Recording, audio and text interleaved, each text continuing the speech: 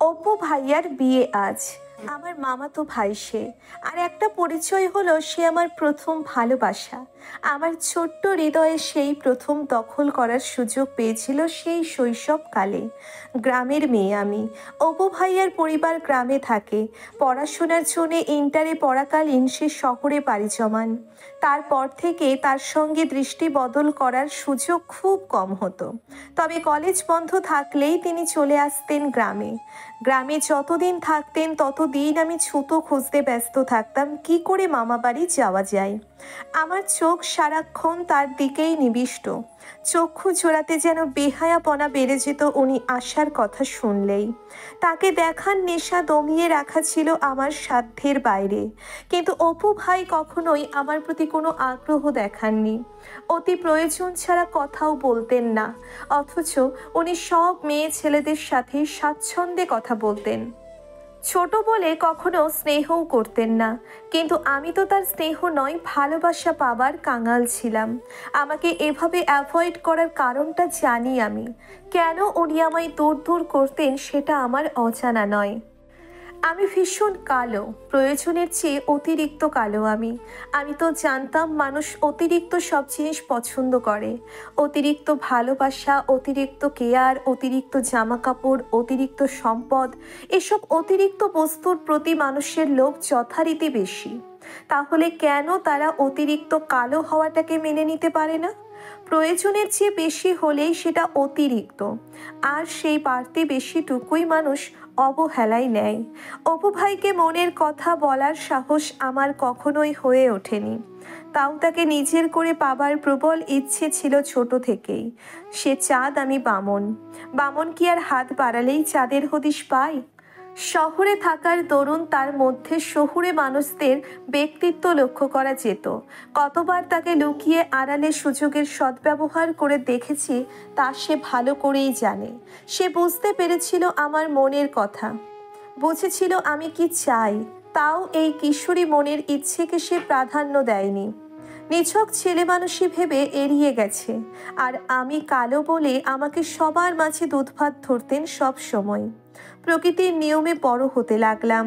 আর ভেতরকার তাকে পাবার আশা দ্বিগুণ হতে লাগলো। যদিও আমি জানি সে কখনো আমার হবে না। অনেকের এমন হয় যে তাদের কালো রং অ্যালার্জি থাকে। না না, কালো রংটাকে নয়, কালো মানুষটাতে অ্যালার্জি থাকে। অপু ভাইও তাদেরই একজন। একবার এক আপুর বিয়েতে তাকে আকর্ষণ করার জন্যে নীল পাড়ের একটি শাড়ি পরেছিলাম। আমি জানি অপু ভাইয়ের নীল রং কত পছন্দ। তিনি সব সময় বলতেন, ভালোবাসার রং হয় নীল। ভালোবাসা যত বাড়ে রঙের গাঢ়তা তত বৃদ্ধি পায়। তার সেই কথা মাথায় রেখেই অনেক খোঁজাখুঁজির পর একটা নীল শাড়ি হাতে পেলাম। সযত্নে নিজেকে পরিপূর্ণ করে সাজিয়েছিলাম সেদিন, যেন কোথাও কোনো খুঁত না থাকে। তার মনের মতো একটা নীল পরী হতে চেয়েছিলাম।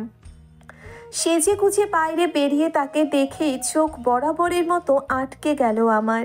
তবে আজকে মনে হচ্ছে চোখ দুটোকে সামাল দেওয়া আমার চেষ্টার বাইরে হবে। নীল রঙের একটি পাঞ্জাবি পরেছে সে, একদম আমার শাড়ির রং। যেন আমার শাড়ি কেটে তার পাঞ্জাবি তৈরি করা হয়েছে। সাদা পাজামা পরেছে, আমার হাতের চুড়ির রঙের সাথে সামঞ্জস্য রেখে। আমার হঠাৎ মনে হলো সে কি জানতো আমি নীল সাদা শাড়ি চুড়ি পরবো, তাই সেও পরেছে।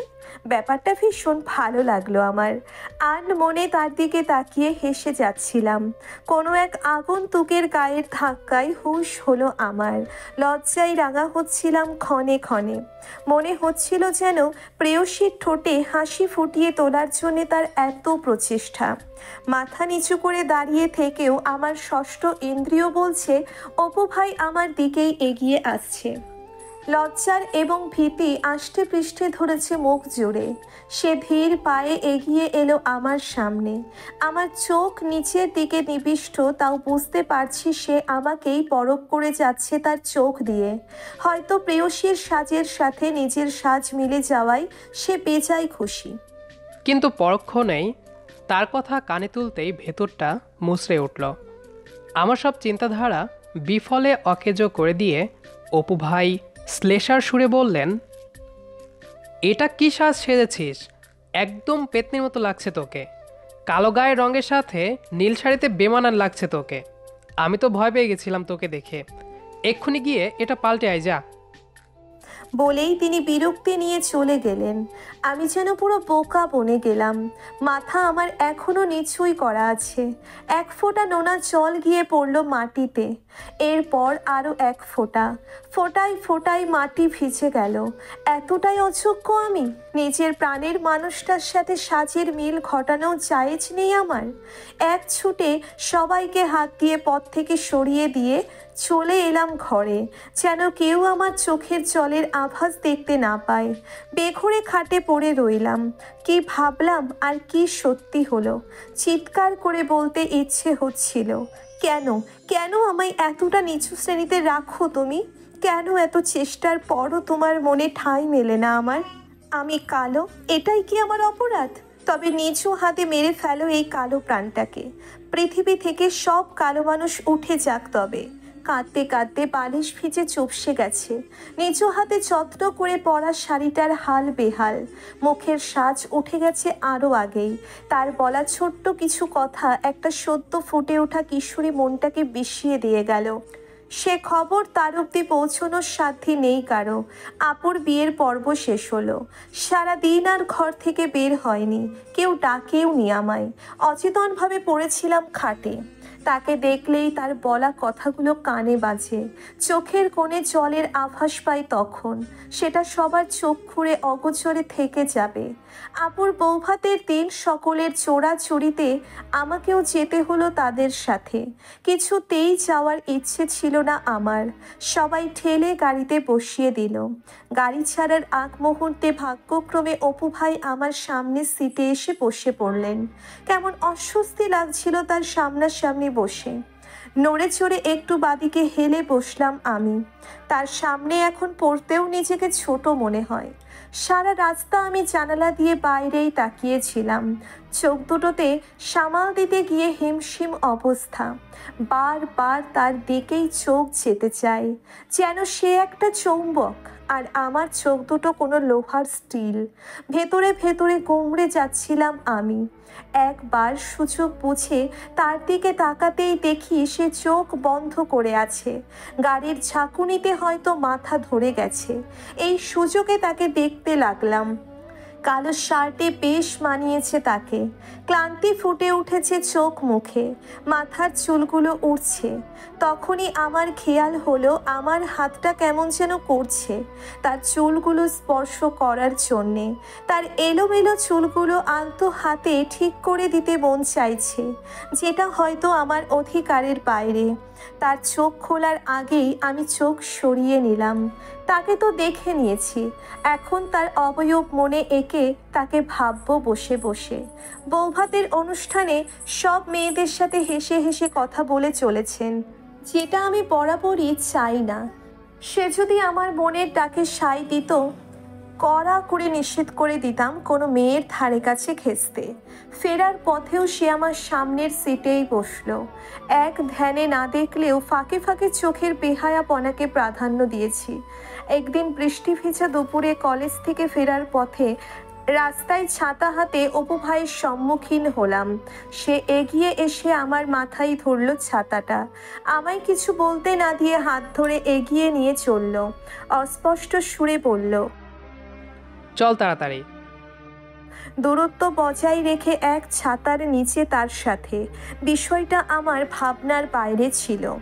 বারবার চোখ পড়ছিল তার হাতের দিকে। কি সুন্দর করে ধরে রেখেছে হাতটা। চলার মাঝপথে আবার বলল, দেখে চলিস, রাস্তায় কাদা আছে। ভীষণ ভালো লাগছিল। এভাবেই যদি আমায় একটু খেয়াল নিতেন, আমার ভিতরকার সবটা তাকে উজাড় করে দিতাম। ভালোবাসায় রাঙিয়ে দিতাম তার প্রতিটি দিন। বাড়িতে ফিরে মা আমায় দেখে বললেন, ও তুই এসে গেছিস? অপু গেছিল তোকে আনতে? এত জোরাজোরি করলাম, সে কিছুতেই যাবে না। কত রিকোয়েস্ট করার পর গেল। বৃষ্টিতে একা একা কী করে আসতি তুই? তাই জোর করে পাঠালাম। মার কথা শুনে বুঝলাম আমাকে আনতে যাওয়া তার ইচ্ছের বাইরে ছিল। যেতে চায়নি সে, তাও ভালো। তার অনিচ্ছার ব্যাপারগুলো আমার কাছে প্রবল ইচ্ছা। আমি এইচএসএসসি পরীক্ষা শেষ করলাম। অপু ভাইয়া তখন মাস্টার্সের শেষের দিকে। তখনই আমার কানে এলো তার বিয়ের খবরটা। তার ভার্সিটির একটা মেয়ের প্রেমে অন্ধ ছিল সে। সেই মেয়ের বাবা তার বিয়ে ঠিক করায় তাকে নিয়ে গ্রামে চলে এসেছেন অপু ভাইয়া। মুখে আধার নেমে এলো আমার। সব কিছু স্তব্ধ হয়ে গেল। যাকে নিয়ে তিল তিল করে বুকে স্বপ্ন সাজালাম, সেই অনেক আগেই অন্য কারো হয়ে গেছে। আর থাকতে পারলাম না। দাঁত মুখ শক্ত করে অপু ভাইয়ের কাছে গেলাম। হাত ধরে নিয়ে এলাম ছাদে। আকাশ তখন তার বর্ষণ ছাড়তে ব্যস্ত। চারিদিকে শো শো বাতাস বইছে। তার মধ্যে তাকে ছাদে নিয়ে এলাম। সে কিছুই বলল না। আমি তাকে দাঁড় করিয়ে তার চোখের দিকে চেয়ে থেকে ভাঙা গলায় বললাম, কিছু কথা আছে আপনার সাথে। সে হাত গুটিয়ে বলল, আমি জানি তুই কি বলবি। তোর ইচ্ছে কোনোদিন পূরণ হবে না কুহু, তুই যতই পাগলামি করিস। আমি আর্তনাদ করে বললাম, কেন কেন হবে না? কেন তুমি সারা জীবন আমায় দূরে ঠেলে এলে অপু ভাই? আমার মনে যে শুধু তুমিই ছিলে। কেন এত সাধনার পরেও তোমার মনে একটু জায়গা হলো না আমার? আজ কালো বলে তুমি আমায় দূরে ঠেলে দিলে। কালো হওয়া তো আমার অপরাধ নয়, তবে কেন কেন অপু ভাই, জবাব দাও। বলতে বলতে আমি তার শার্টের কলার ধরে ঝাঁকাতে লাগলাম। সে এক ছটকায় আমার হাত ছাড়িয়ে দিয়ে আমায় ধাক্কা দিয়ে বলল, আমি যাকে আমার যোগ্য মনে করব তাকেই বিয়ে করব। তোকে আমি বোনের বেশি কখনোই ভাবিনি। নিজের লিমিটের মধ্যে থাক কুহু, আমার সাথে জোর জবরদস্তি করতে আসিস না। বলেই সে হন হন করে সিঁড়ি বেয়ে নিচে চলে গেল। ঠায় দাঁড়িয়ে রইলাম আমি। বৃষ্টি শুরু হয়েছে আরও আগেই। এখন তার বর্ষণের বেগ আরও বেড়েছে। ধুয়ে নিয়ে যাচ্ছে আমার চোখের সমস্ত নোনা জল। একটা কালো মেয়ের চোখের জল কারো চোখে পড়ার আগেই সেটা প্রকৃতি নিয়ে যায়। হৃদয়ে বজ্রপাত হানা দিচ্ছে। এত বছর যাকে পাবার জন্যে এত মোনাজাতে অশ্রু ঢাললাম, সেই মানুষটা আমায় নিচে আমার যোগ্যতা পরিমাপ করে দিয়ে গেল। কিচ্ছু ভালো লাগছে না। ঢুলতে ঢুলতে ঘরে ঢুকে মেঝেতে পড়ে রইলাম। ভেজা গায়ে থাকার ফলে জ্বর চলে এলো রাতে। রাত পোহালেই অপু ভাইয়ের বিয়ে। এর চেয়ে মৃত্যু আরও বেশি ভালো এই কষ্ট সহ্য করার থেকে। সেই মেয়েটাকে আমি দেখেছি, খুবই সুন্দর, ফর্সা গায়ের রং, চোখগুলো টানা টানা, ঠোঁটের নিচে একটা ছোট্ট তিল আছে। সব মিলিয়ে অতুলনীয়। মানুষ তো সৌন্দর্যের পূজারী বহুকাল আগে থেকেই। সেখানে এত রূপবতী একটা মেয়ে অপু ভাইয়ার মন চুরি করবে, এটাই স্বাভাবিক। সেই মেয়েটার বাবা মাকে ফোন করলেন অপু ভাইয়ার বাবা। সে অনেক বোঝানোর পর তারা বিয়েতে মত দিয়েছেন। কাল আসবেন তারা বিয়েতে। আজকে থেকেই সব আয়োজন শুরু হয়ে গেছে। কতই না স্বপ্ন ছিল এরকম একটা দিন আমার জীবনেও আসবে। অপু ভাইয়ার মনের মতো করে সেজে তারই অর্ধাঙ্গিনী হয়ে তার ঘরে যাব। আজ যদি আমার গায়ের রং ফর্সা হতো, তাহলে আজকের দিনটা আমার হতো হয়তো। নিচে বসে নিজের গায়ের উপর হাত বুলালাম। জানালার ধারে বসে আকাশপানে চেয়ে সৃষ্টিকর্তাকে প্রশ্ন করলাম, কেন তুমি কালো মানব সৃষ্টি করলে? তুমি তো জানতে দেহের কালো রঙের ফলে তোমার সৃষ্টিকে হেনস্থা হতে হবে। তাও কেন? সকালে ঘুম ভাঙল রোদের তাপে। জানালার গ্রিলে মাথা ঠেকিয়ে ঘুমিয়ে পড়েছিলাম। উঠে বসে বাইরে চোখ পড়তেই দেখি সবাই অপু ভাইয়াকে ঘিরে ধরে হলুদ মাখাচ্ছে। ফর্সা বুকে হলুদ লেগে হিমুদের মতো লাগছে তাকে। ঠোঁট থেকে যেন হাসি সরছেই না। বড়রা এটা ওটা বলে রসিকতা করছে আর সে লজ্জা পেয়ে হেসে চলেছে। আমি আট মনে বলে উঠলাম, এভাবেই তো তুমি আমার জন্যেও হলুদ মাখতে পারতে অপু ভাই। তুমি চাইলেই হতো, শুধু আজ তুমি চাওনি বলে আমারও হলুদ মাখা হলো না। চোখের জল মুছে ফ্রেশ হয়ে বাইরে এলাম। আমার ছোট ভাই দৌড়ে আমায় হলুদ মাখাতে এলো। আমি সরে এলাম। চাই না এই হলুদ আমার গায়ে লাগুক। রান্নাবান্নার কাজ চলছে, সবাই বউ সাজাতে ব্যস্ত। এদিকে আমার কোনো হেলদোল নেই। ঝিম মেরে বসে আছি। মা এসে আমায় তাড়া দিলেন জলদি তৈরি হতে। আমি মার কোনো কথা কানে নিলাম না। মেহমান সব আসতে শুরু করেছে, যে যার মতো ব্যস্ত। আর কিছুক্ষণ পরই বিয়ে। অপু ভাইয়ার বউকে দেখে আসলাম, লজ্জায় তাকাতে পারছে না। ভালোবাসার মানুষের সাথে বিয়ে হলে বুঝি এমনই সুখ অনুভব হয়। লাল শাড়িতে অপরূপ লাগছে তাকে, কিন্তু আমার জানা মতে অপু ভাইয়ার লাল রং পছন্দ নয়। সে যাই হোক, বিয়েটা তো হচ্ছে, এটাই ঢের। অবশেষে এক ঘর লোকের সামনে 4 জন সাক্ষী নিয়ে কাজী সাহেব অপু ভাইয়ার বিয়ে পড়ালেন। সবাই খুশিতে মিষ্টি মুখ করছে, সবার মুখে হাসি খেলছে। আমারও খুশিতে চোখে জল চলে আসছে। আমি এত খুশি যে চোখের জল বাদ মানছেই না। সবার সাথে আমিও মিষ্টি মুখ করলাম। পুরো ঘটনায় আমি নীরব দর্শক ছিলাম। বর বউকে একসাথে বসিয়ে সবাই গল্প করছে। আজ আনন্দের কোনো সীমা নেই, সবাই গল্পতে ব্যস্ত। আর তারা ব্যস্ত চোখাচোখিতে। বড়রা এসে একে একে মিষ্টি মুখ করালেন নয়া বউকে। সব নিয়ম পালনের পর এলো তাদের কাঙ্ক্ষিত রাত। বাসর ঘরে তাদের দেওয়া হলো। প্রত্যেকটা কাজে আমি সাথে ছিলাম, সব কিছুতে একটা ভাঙা হৃদয় সাক্ষী ছিল। এক নজর দেখলাম তাদের ঘরটা। ফুলের সুবাসে বিমোহিত পুরো ঘরময়। বিছানায় ফুলের পাপড়ি ছড়ানো। এরকম একটা বাসর ঘর আমার স্বপ্নেও ভেসে আসতো। কিন্তু আফসোস, তাদের বাসর ঘরে বসিয়ে এলাম, নিজে সব ঠিকঠাক করে দিলাম। বেরিয়ে যাওয়ার সময় পেছন পানে চেয়ে মন ভরে দোয়া করলাম দম্পতিদের। ছুটে ঘরে এসে দরজা বন্ধ করে দিয়ে জোরে জোরে শ্বাস নিতে লাগলাম। এতক্ষণ বহু কষ্টে নিজেকে শান্ত রেখেছিলাম। খাটের উপর শুয়ে মুখে বালিশ চেপে ধরলাম। কষ্টের রাতে বালিশই ছিল আমার সঙ্গী। কত রাত এই বালিশ আমার নোনা জলে ভিজেছে। ভীষণ ইচ্ছে করছিল অপু ভাইয়ার কাছে যাই, তাকে দেখি, জড়িয়ে আলিঙ্গন করি তাকে। ভেতরটা কাঁপছে থরথর করে। ফোনটা হাতে নিয়ে অপু ভাইয়ার নাম্বার ডায়াল করলাম। রিং হচ্ছে, ধরছে না। 3 বার ফোন দেওয়ার পর ধরল সে।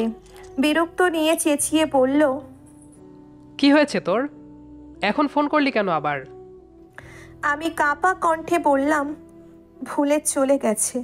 সে ফস করে একটা বিরক্তির নিঃশ্বাস বের করে ফোনটা রেখে দিল, কিন্তু কলটা কাটেনি।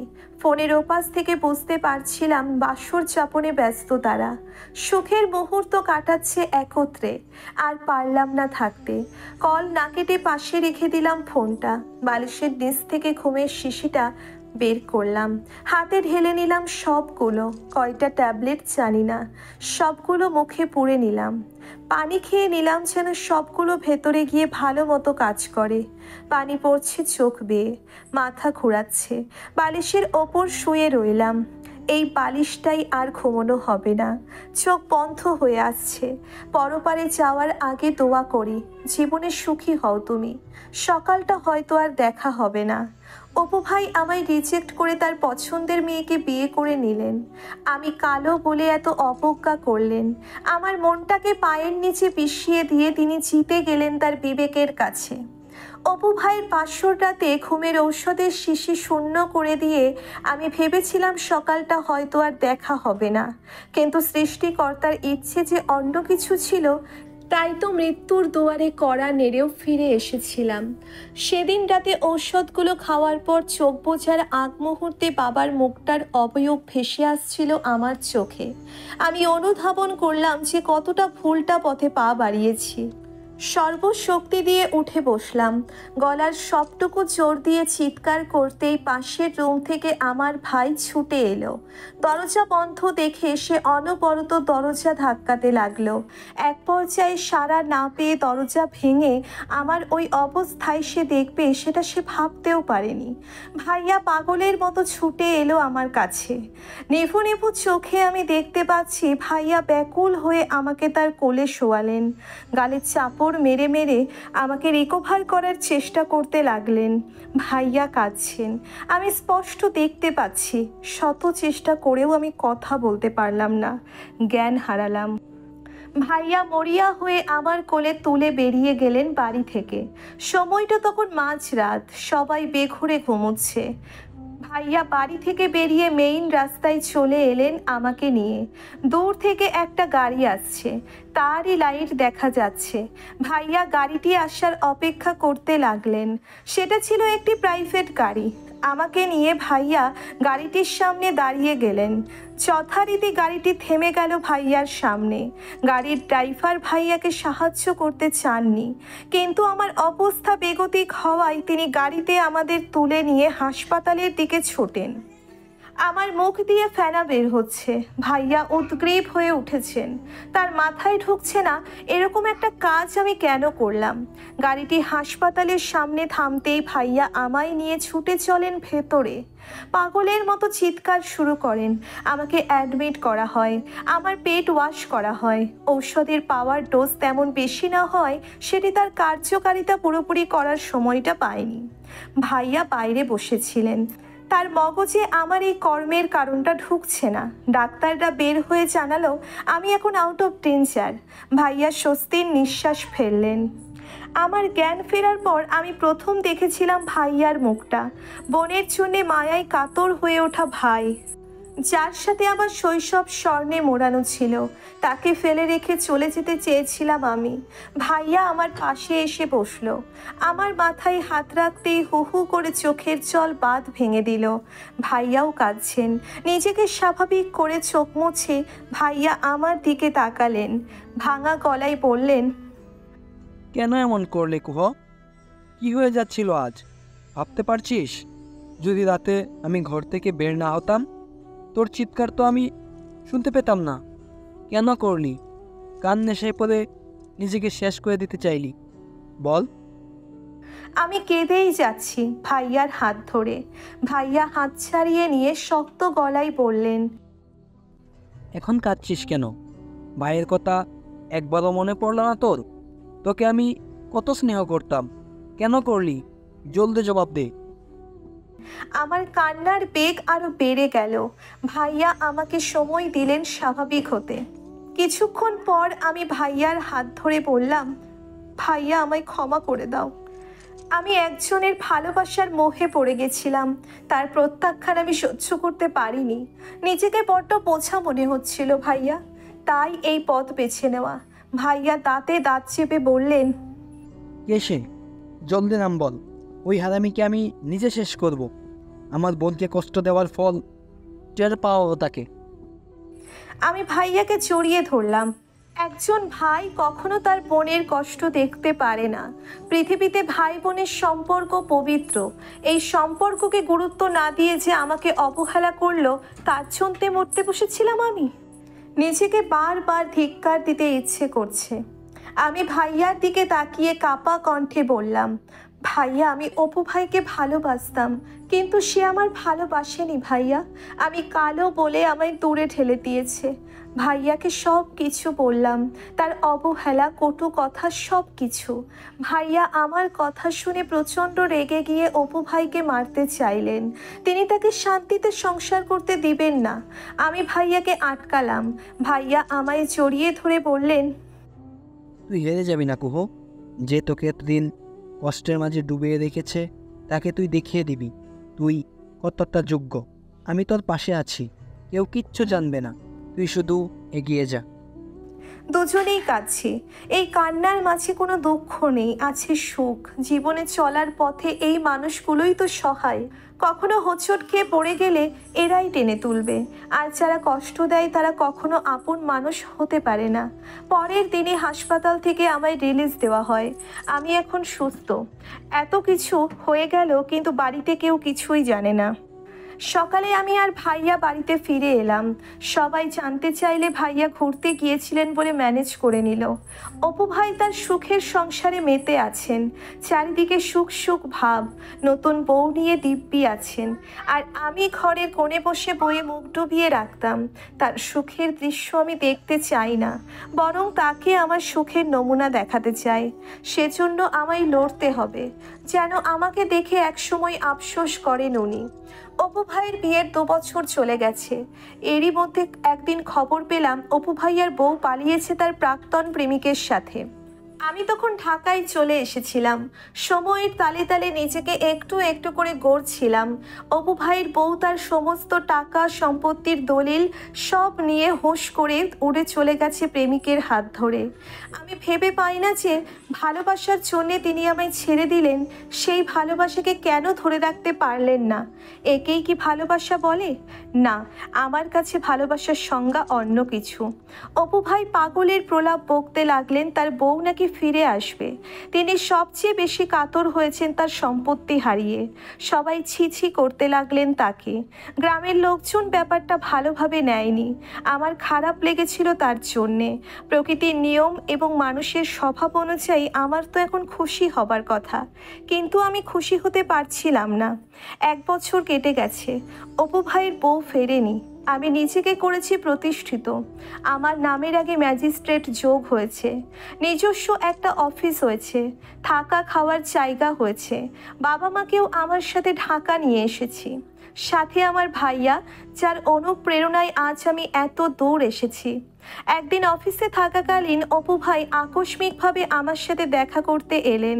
কিছুটা অবাক হয়েছিলাম অপু ভাইয়ের এই বিধ্বস্ত রূপ দেখে। আগের সেই জৌলুস আর নেই মুখে, শুকিয়ে গলার হাড় বের হয়ে আছে। আমি উঠে দাঁড়িয়ে অপু ভাইকে জিজ্ঞেস করলাম, অপু ভাই আপনি এখানে? জল ভরার চোখে তাকালেন উনি। হাব ভাব কিছু বোঝার আগেই উনি আমার হাত ধরে কেঁদে দিলেন। ফোপাতে ফোপাতে বললেন, আমার সব শেষ রে কুহু, এখন তুই আমার ভরসা, আমাকে বাঁচা কুহু। ভড়কে গেলাম আমি। ওনার হলোটা কি? আমি ওনাকে শান্ত হয়ে বসিয়ে 1 গ্লাস পানি এগিয়ে দিলাম। সেটা খেয়ে উনি শান্ত হতেই আমি কারণ জানতে চাইলাম ওনার এই অবস্থার। অপু ভাই নিচের দিকে তাকিয়ে বললেন, মায়ের হার্টে ব্লক ধরা পড়েছে, অপারেশন করতে হবে। আমার কাছে একটা টাকাও নেই। মানুষের কাছে দেনা করে অনেক টাকা ঋণ পড়ে আছে। মৌ আমার টাকাগুলো নিয়ে চলে গেছে। এই বাজারে টাকা ছাড়া চাকরিও মিলবে না। আমি নিঃস্ব হয়ে গেছি রে, কি করব এখন? তুই আমায় বাঁচা কুহু। তোর মামি যে বাঁচবে না, তুই কিছু কর। তোর তো অনেক টাকা হয়েছে। আমি মলিন হেসে বললাম, ভাগ্য জিনিসটাই আমি একসময় বিশ্বাস করতাম না, তবে আজ করি। টাকা অর্জন করার ক্ষমতা আমি রাখি, তাই আমার টাকা হয়েছে। আমি তোমাকে সাহায্য করব অবশ্যই। নিয়তি বড় খারাপ জিনিস অপু ভাই, তুমি এটাকে হেলাই নেওয়াতে আজ এই অবস্থা। অপু ভাই হাউমাউ করে টেবিলে মাথা রেখে কাঁদতে লাগলেন। অনিচ্ছা সত্ত্বেও হেসে ফেললাম আমি। আমার অ্যাসিস্ট্যান্টকে ডেকে 50,000 টাকা অপু ভাইয়ের হাতে তুলে দিয়ে বললাম, আরও লাগলে নিয়ে যেও আমার থেকে। মামিকে সর্বোচ্চ চিকিৎসা দাও, চিন্তা করো না, উনি ঠিক হয়ে যাবেন। অপু ভাই কৃতজ্ঞতায় চোখ মুছলেন, দ্রুত বেরিয়ে গেলেন টাকা নিয়ে। আমি উঠে গিয়ে কাঁচের জানালাটার সামনে দাঁড়ালাম। আকাশে আজ মেঘ জমেছে, যে কোনো সময় বৃষ্টি শুরু হবে, ধুয়ে নিয়ে যাবে অতীতে জমানো কিছু কষ্টের ঢেউ। সময় বড় অদ্ভুত জিনিস। আল্লাহ সময়টাকে সৃষ্টি করেছেন যেন আমরা সময়ের গতিকে হার মানিয়ে চলতে পারি, অতীত ভুলে আবার নতুন করে বাঁচতে পারি। মামির চিকিৎসার বন্দোবস্ত করা হয়েছে ঢাকায়। আজ তার অপারেশন। বাবা মা দুজনই গেছেন হাসপাতালে। আমার কাজ থাকায় দেরি করে যেতে হলো। হাসপাতালে করিডোরে ঢুকতেই অপু ভাইকে দাঁড়িয়ে থাকতে দেখলাম। আমাকে দেখে তিনি ঘুরে দাঁড়ালেন। আমি জানতে চাইলাম, মামিকে কি নিয়ে গেছে ওটিতে? অপু ভাই উদ্বিগ্ন হয়ে বললেন, হ্যাঁ, তোর আসা পর্যন্ত অপেক্ষা করতে চেয়েছিলাম। তুই আসলেই মাকে পাঠাতাম, কিন্তু ডাক্তাররা তাড়া দেওয়ায়। হাসলাম আমি। যে মানুষটা কয়েক বছর আগেও সবার মাঝে আমায় দুধ ভাত গণ্য করত, সে আমায় আজ এত প্রাধান্য দিচ্ছে। ব্যাপারটা হজম হলো না আমার। আমি এক গাল হেসে বললাম, কী দরকার অপু ভাই? মুমূর্ষু ব্যক্তিকে কষ্ট দিয়ে লাভ কি? তাছাড়া আমি টাকা দিয়েছি বলে যে আমাকে থাকতেই হবে এমন তো কোনো মানে নেই, তাই না? অপু ভাই লজ্জা পেলেন, ভীষণ লজ্জা। এটাই কাম্য ওনার জন্যে। আমি গিয়ে চেয়ারে বসলাম। অপু ভাই দাঁড়িয়ে থেকে অনেকক্ষণ তাকিয়ে রইলেন এক দৃষ্টিতে। হঠাৎই উনি দৌড়ে এসে আমার পায়ের কাছে বসে পড়লেন। আমার হাত ধরে কেঁদে উঠে বললেন, কুহু, আমায় ক্ষমা করে দে। আসলে আমিও তোকে ভালোবাসতাম, তখন বুঝতে পারিনি। আজ বুঝতে পারছি। চল আমরা বিয়ে করে নেই, আমরা একসাথে ভালো থাকবো। এক ঝটকায় হাত সরিয়ে নিয়ে টিকপুনি কেটে বললাম, অপু ভাই, শুধু আপনি না, আমি ম্যাজিস্ট্রেট হবার পর আপনার মতো অনেকেই আমায় ভালোবাসি বলেছে। না না, আমাকে ভালোবাসি বলেনি, বলেছে আমার টাকাকে। আমি কিন্তু এখনো কালোই আছি, তাও তারা আমাকে পেতে চায়, ওরফে আমার টাকাকে পেতে চায়। কি করব বলুন? সবাইকে তো চর মেরে ভাগিয়ে দিই, আপনাকেও কি চর মেরে ভাগাতে হবে? না আপনি ভালোভাবে আমার চোখের সামনে থেকে দূর হবেন? অপু ভাই বাকরুদ্ধ। সেই বোকা কহুর মুখ থেকে এরকম কথা উনি আশা করেননি হয়তো। আমি কণ্ঠে খাদ নামিয়ে তার মুখের দিকে ঝুঁকে বললাম, আমার ভালোবাসার পরিধি অনেক বড় অপু ভাই। আপনার মতো অনেক চামচিকে সেখানে ঢুকতে চেয়েছে কিন্তু পারেনি। সময় থাকতে আপনার বোঝা উচিত ছিল। কালো বলে কত অবহেলা করেছেন, আজ এই কালোর পেছনেই কেন ছুটছেন? আপনি চাইলে কিন্তু আরও একটা বিয়ে করতে পারেন, সমস্যা নেই, সব খরচ আমি দেব। উঠে চলে এলাম আমি। অপু ভাই সেখানেই নির্বিকার বসে আছেন। কি দিনকাল পড়ল, এখন ছেলেরাও কালো মেয়েদের ভালোবাসতে শুরু করেছে। আহ, সত্যি যদি এরকম দিন আসতো, আমার মতো অনেক মেয়ে বেঁচে যেত। কিন্তু দিন শেষে আমরাই নারী জাতি, দুষ্টুদের দমন করতে আমরাই 100, আর প্রায় মানুষকে আগলে রাখতে মহাসৈনিক। কবে যে এই সাদা কালোর তফাৎ ঘুচবে সেটা ভাবতে ভাবতেই হাসপাতাল থেকে নেমে গাড়িতে উঠে বসলাম। একটু পর লাখ টাকার একটা ডিল কনফার্ম করতে হবে, অনেক কাজ আমার। এই গল্পটির আরও একটি অংশ আছে যেটা আমি আগেই লিখেছি, অনেকে হয়তো পড়েছেন। দুটো অংশ আলাদাভাবে দিলাম, সেই পার্টটার এন্ডিং আপনাদের সন্তোষজনক হয়নি, তাই আপনাদের মত অনুযায়ী আরও একটি পার্ট লিখলাম। নতুন গল্প আসছে শীঘ্রই। Happy reading. এই গল্পটি থেকে কিন্তু অনেক কিছু শেখার আছে। আমরা আমাদের প্রিয় মানুষকে হারিয়ে অনেক বেশি ভেঙে পড়ি, এমনকি আত্মহত্যার মতো জঘন্য পথও অনেকে বেছে নেয়। তারা আসলে কাপুরুষের পর্যায়ে পড়ে। আপনি ঘুরে দাঁড়ান এবং তাকে দেখিয়ে দিন আপনার সে কখনোই যোগ্য ছিল না। ভিডিওটি কেমন লেগেছে সেটা অবশ্যই কমেন্ট করে জানাবেন। দেখা হবে আবারও নতুন কোনো গল্প নিয়ে। সে পর্যন্ত আমাদের সাথেই থাকুন। আর পুরো গল্পটি শেষ পর্যন্ত শোনার জন্য অসংখ্য ধন্যবাদ।